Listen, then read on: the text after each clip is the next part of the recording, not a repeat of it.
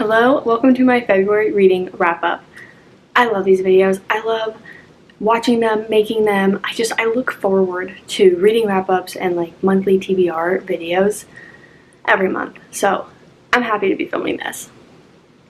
I was kind of thinking I wouldn't be able to read that much this month because I move in a week and the last month has been chaotic for so many reasons, but when you're moving and you're moving across the country, it's a lot to sort out. So I did not expect to have that much time to read, and it turns out I made it work. I have 7 reads this month, 6 of them as physical books and then 1 as an audiobook. I definitely tried to, I didn't really have a structured TBR, but I tried to read a lot of romance type books, at least like that was a primary focus of the book. So of course it was February, I had to do it. The first book I read was Better Than the Movies. I had to. Rom-coms are my entire reason for living, so I knew I'd love this book. It's about 2 friends in high school. They're kind of like frenemies in a way, like they're neighbors, but they love like trying to prank each other, and she is interested in his best friend, and so they strike up a deal to help her with that. Of course, in that process, feelings. I rated this 5 stars. Yeah, 5 stars. It was so good. It was so easy to read. I feel like if you love like rom-coms and like cheesy rom-coms, like you're gonna love this. I know it's often been compared to the movie The Duff.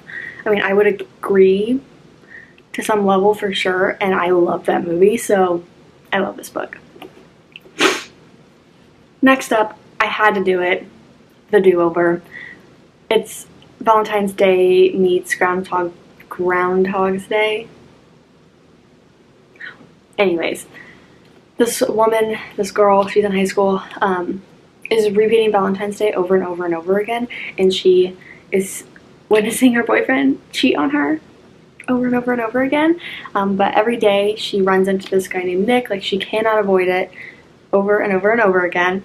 And throughout this time, like obviously she's learning more about different people, different situations, and especially Nick, because she's repeating the day over and over again, but at the same time no one else is like, you know, remembering that. And so it was a very easy read as well. I think I gave this 4 stars. I liked it a lot, but it wasn't having me like, I just didn't love it, you know what I mean? Okay, 4 stars. Then I read The Heir in the Selection series. It's the 4th book, and I mean, it's hard to really talk about series, you know, but this book focuses on, well, is that a spoiler? It's the 4th book in the series. I feel like it's a spoiler, so yeah. I gave that 3 stars. I mean, I think I rated the first 2 books 4 stars and the second 2 3. I just enjoyed it a little less. I didn't really like this main character, so yeah, 3 stars. Then I read Love in Other Words. I had to do it. I had to do it. 5 stars. This book. I mean, I've heard people talk about this so much. Oh my god, seriously, JC. Crying. Ridiculous. But it follows these 2 main characters, and it's like a now and then storyline. Like they grew up as childhood friends to lovers, but like something happened 11 years ago, and now they don't talk, and now they run into each other 11 years later, and you're like trying to figure out like what happened, but you're also watching the childhood of them like having all these cute memories. This was by far the easiest 5 stars. Next book I read is the first book in the Never After series, so this is Hooked, and as much as like the author tries to express like this is not a Peter Pan retelling, like it's not, but it is. Like you're in that universe, but it's not like fantasy, so you're following Hook as like the villain, the main guy, and he's falling for Wendy, but in this like situation, Wendy is Peter Pan's daughter. This book is wild. It is so bizarre, but it's really good. Like the story is so good. Like obviously Hook is wanting revenge of some sort against Peter. Then Wendy comes along, and like the Jolly Roger is a bar. Like it's a fun story, especially if you love Peter Pan, and I loved Peter Pan. I mean, how did you not have a crush on him?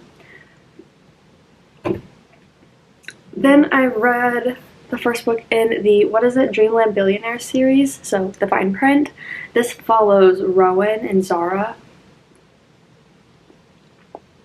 5 stars. I loved this book.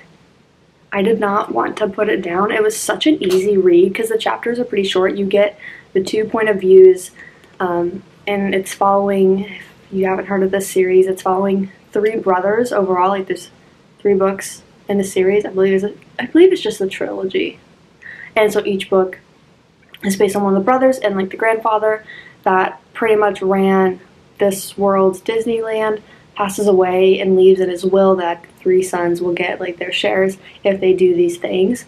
For Rowan, he needs to take over the like creative director position and come up like, how are we gonna make Dreamland better? And he has like 6 months to do it, I believe, or he has to be the director for 6 months at least, and then like he has to now like pitch these things. So that's where he meets Zara. Grumpy Sunshine. Grumpy. He is the grumpiest of the grumpiest. Like, I'm telling you, it's insane. But I loved it. Did I say you get both point of views? I think I did. You get it in Hooked as well, so I just couldn't remember if that's, I mean, you get it in, yeah, you get it in multiple of these books, but it was just, I loved it. I loved it. And I will be reading the next books for sure. Easy 5 stars. And the last book I read was the first book in the Edens series. I don't know if it's a trilogy or more. I can't remember, but this is the first book, Indigo Ridge. It follows Winslow Covington. I hope I'm saying her name right. But she moves to this town to become the new chief. It's like a small town.